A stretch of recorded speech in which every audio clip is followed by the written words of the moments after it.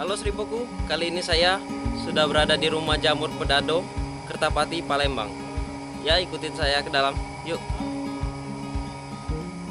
Ya Seribuku, kali ini saya sudah bersama Bapak Ujang selaku pengelola jamur Pedado, ya Pak? Iya, betul. Pak, jamur ini udah berapa lama ya Pak? Sekitar setahun setengah.